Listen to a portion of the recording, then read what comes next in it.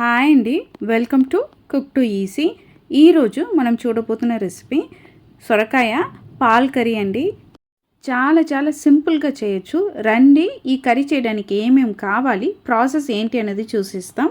సొరకాయ Paul curry చేయడానికి కోసం ఫస్ట్ 1/2 kg సొరకాయ తీసుకోవాలండి.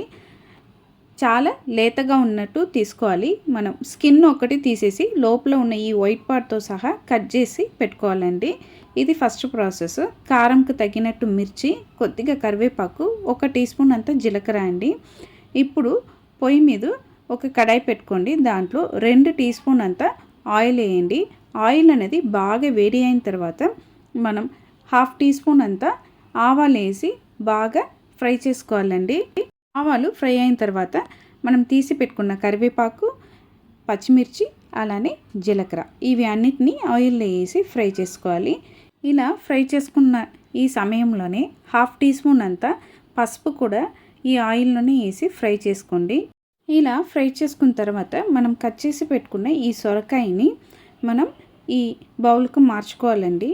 ఇలా సొరకాయ అన్నిటినీ మనం ఈ బౌల్లో వేసిన తర్వాత ఈ సొరకాయ కర్రీకి కావాల్సినంత కల్లుప్పు అన్నది వేయాలండి. ఇది సొరకాయ పైననే మనం వేసేసి సిమ్లో పెట్టేసి వదిలేయాలండి. మనం ఈ కర్రీలో ఏమీ వాటర్ వాడట్లేదు.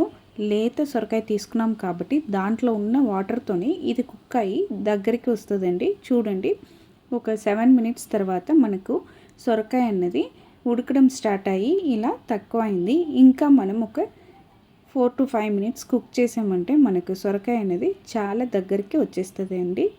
5 నిమిషం తర్వాత మనం చూసామంటే మనకు సొరకాయ అనేది ఈ విధంగా కుక్ అయ్యి రంగు కూడా మారి వచ్చిందండి. ఇప్పుడు మనం పాలు అనేది ఈ స్టేజ్లో యాడ్ చేసుకోవాలి. పాలు యాడ్ చేయడానికి ముందు ఒక్కసారి సొరకాయ అనేది కుక్ అయిందా లేదా అనేది చూసుకోండి. ఖచ్చితంగా మనకు సొరకాయ అనేది కుక్ అయ్యే ఉంటుందండి. దానికోసమే మనం లేతగా ఉన్న సొరకాయ అనేది వాడుతున్నాం. ఇప్పుడు ఈ స్టేజ్లో మనం 1/2 కప్ అంతా పాలని యాడ్ చేయబోతున్నామండి. పాలని యాడ్ చేసిన తర్వాత అండి, ఈ పాలు అనేది సొరకాయతో కలిసినట్టు ఒక్కసారి కలిపేసి మీరు పొయ్యిని సిమ్లోనే వదిలేయండి. మనకు నెక్స్ట్ 30 సెకండ్స్లో పాలు అనేది సొరకాయతో బాగా కలిసి మనకు సొరకాయ పాల్ కర్రీ అనేది రెడీ అయిపోయిందండి. చాలా ఈజీగా చేయొచ్చు. సేమ్ టైంలో టేస్ట్ అనేది అదిరిపోతుందండి. చాలా తక్కువ టైంలో తక్కువ ఇంగ్రీడియంట్స్తో మనం చేస్తున్నాం కాబట్టి మీరు ఖచ్చితంగా ట్రై చేయాల్సిన ఒక రెసిపీ అండి. అంతే అండి, చాలా ఈజీగా మనం సొరకాయ పాల్ కర్రీ అనేది రెడీ చేసేసాం.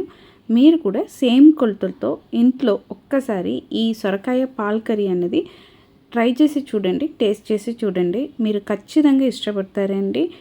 మీకు ఈ సొరకాయ పాల్ కర్రీ అనేది నచ్చిందంటే కుక్ టు ఈజీ ఛానల్ని లైక్ చేయండి, షేర్ చేయండి, కమెంట్ చేయండి.